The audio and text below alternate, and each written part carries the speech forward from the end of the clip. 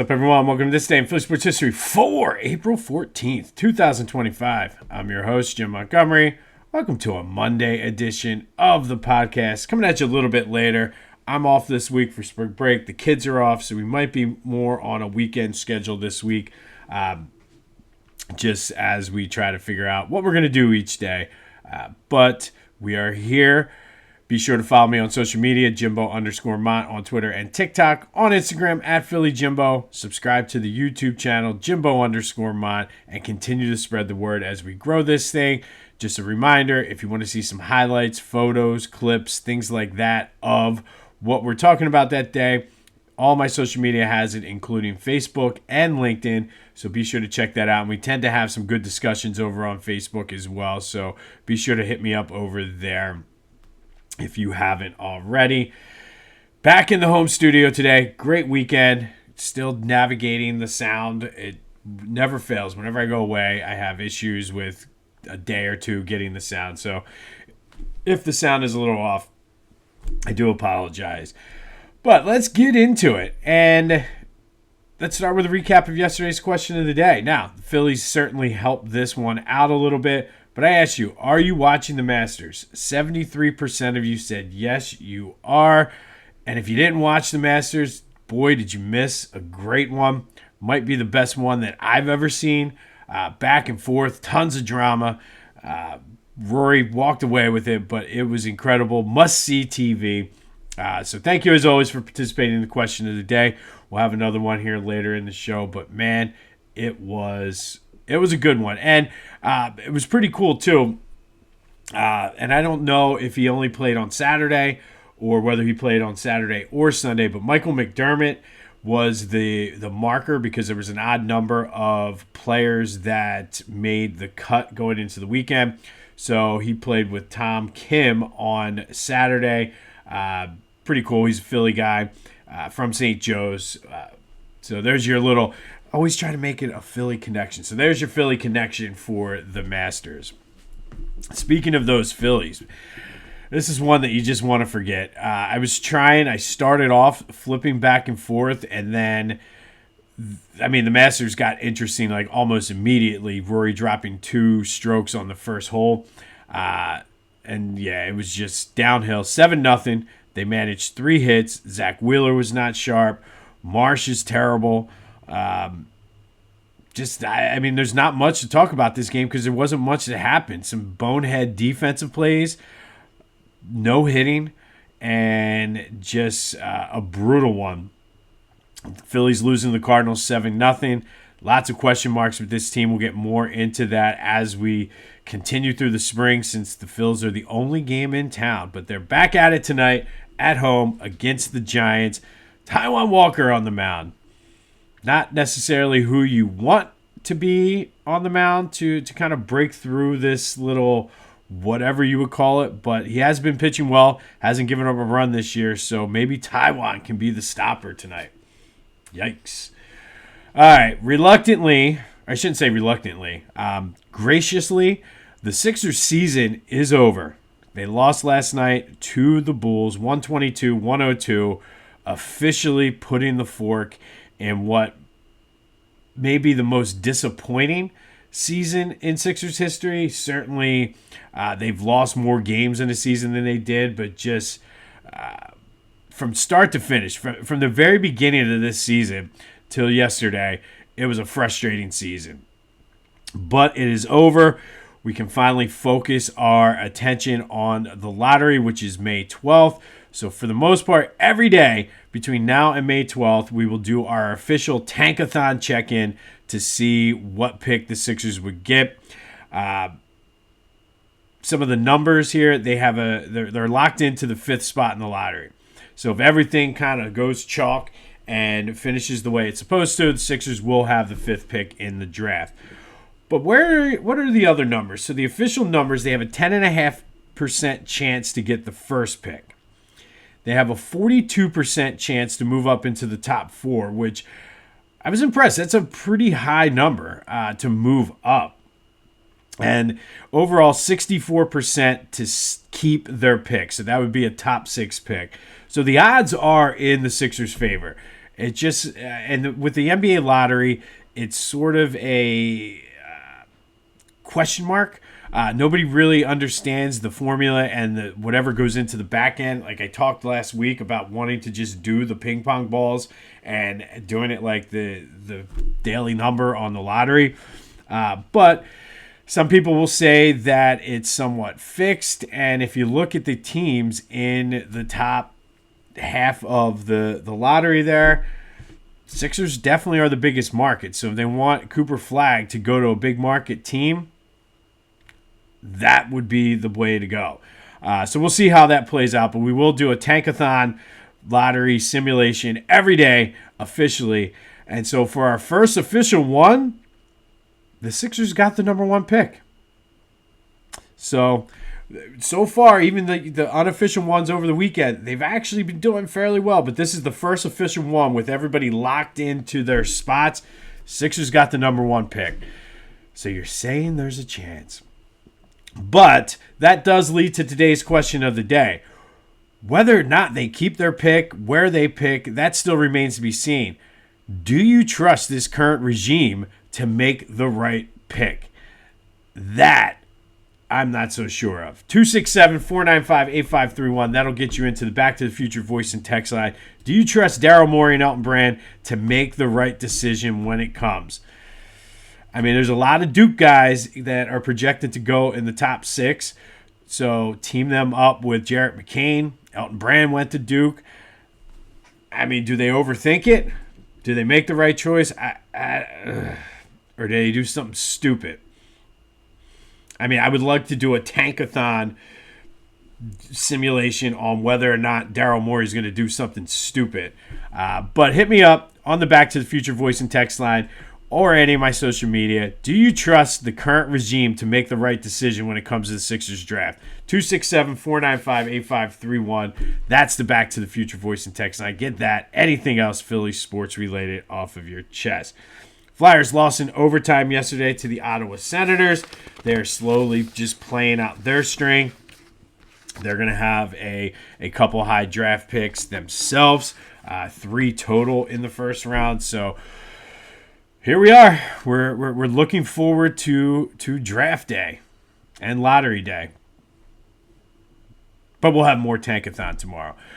Be sure to check out my boys over at the Clashing Conferences podcast. Great things happening with their sports fan network. Go to clashingconferences.com to see what they have to offer, how you could get involved, and as well as check out their podcast wherever you get your podcasts, as well as on YouTube. Again, Steven and the crew over there are doing great things. Lots of fun whenever they all get together. And then, of course, Philly Goat. We're talking about the rocks glasses. All kinds of new shirts coming out. They got you covered. Just go check out the new stuff they have on Philly Goat. Get ready for spring. Phillies gear. You want to get ready for the Sixers gear. We talked about the F around and find out with the PH. They have a Cruck around and find out, which is amazing. Absolutely amazing. So go to Philly Goat. Use that promo code Jim Montgomery to take 10% off of your order. That's phillygoat.com. Promo code Jim Montgomery to take 10% off of your order. All right, today we're going to stick with a Flyers theme in honor of them running down the season or playing out the season, I should say. And we are going to go back all the way to the year 2000. And on this day in 2000, Flyers beat the Buffalo Sabres 2-1 to go up 2-0 in their first round playoff series. Flyers had already won game 1 3-2, but Dominik Hasek, the goalie for the Sabres, was just playing lights out and basically just standing on his head during game 2 and even for the most part in game 1. Flyers were down 1-0 at the end of the first period. Early in the second, John LeClair scored a power play goal to tie it. However, it appeared that the puck went through the side of the net.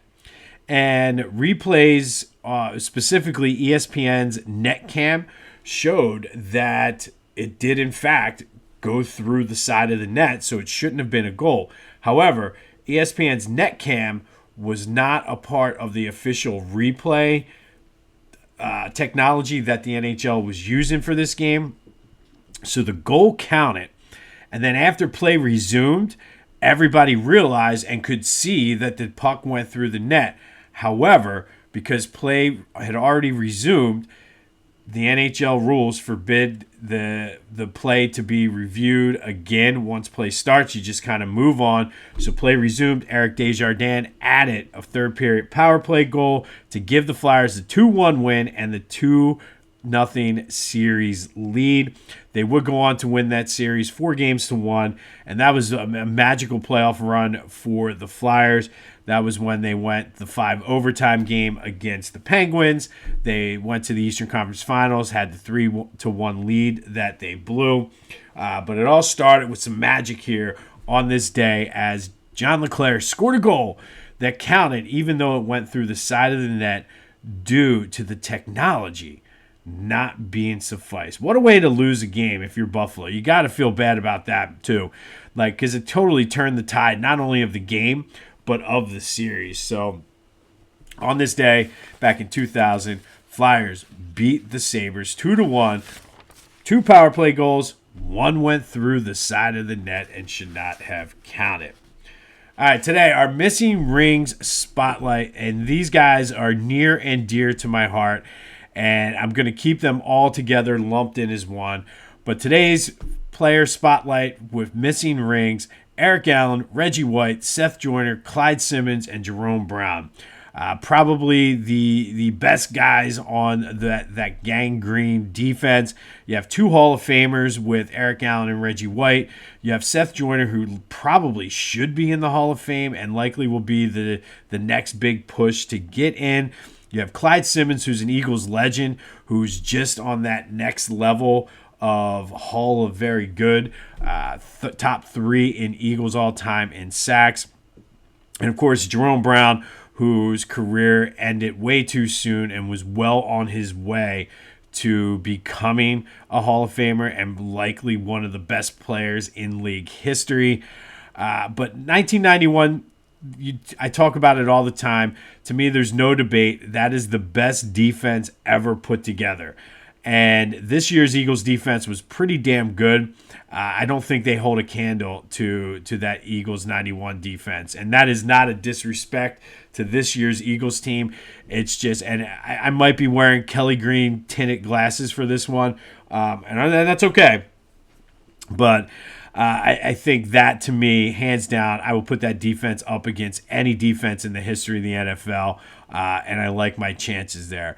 But that team, that core group of Eric Allen, Reggie White, Joyner, Simmons, and Brown, they had probably 2 legitimate, realistic shots to win a Super Bowl.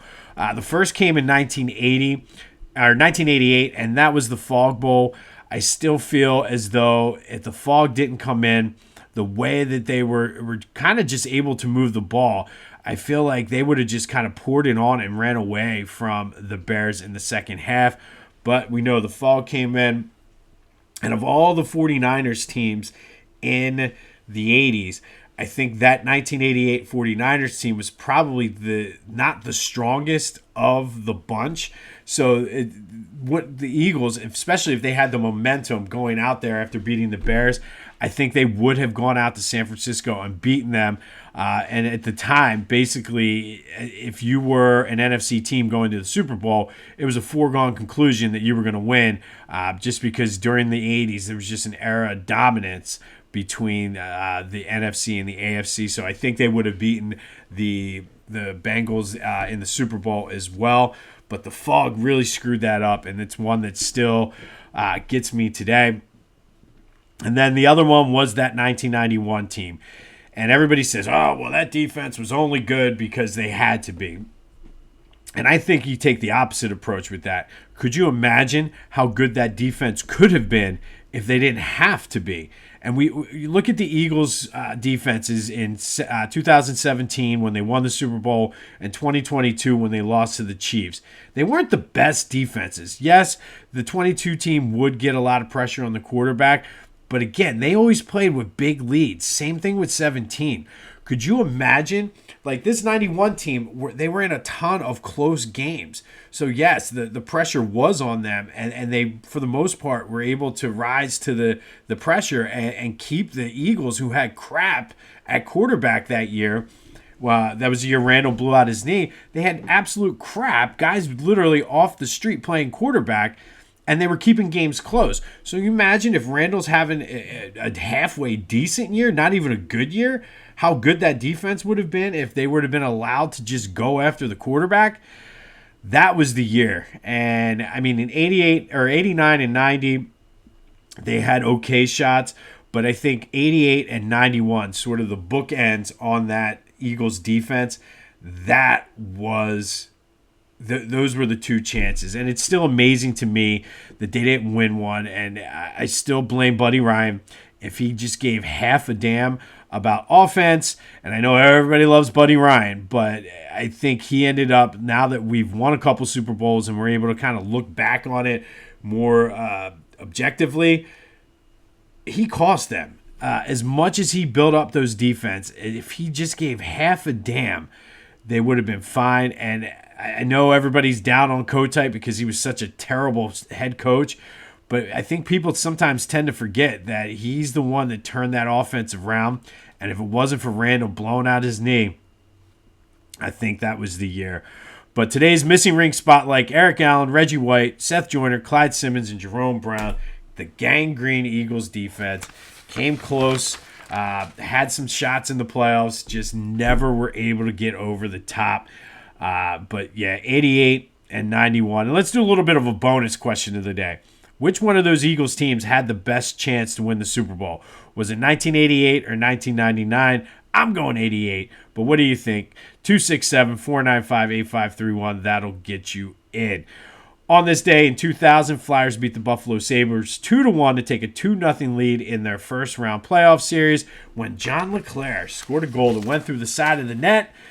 ESPN netcam footage showed that it did go through the net. However, it was not part of the official replay, and therefore the goal counted. We'll have more on the Sixers Tankathon. We'll have some fun. We'll have some highlights from the Phillies. We'll have more missing ring spotlight. And, of course, tomorrow is Tuesday, and it'll be time for some motivation/positivity. So be sure to tune in. But this has been This Day in Philly Sports History for April 14th, 2025. My name is Jim Montgomery. Go have yourselves a Monday. And until next time, I'll see you when I see you.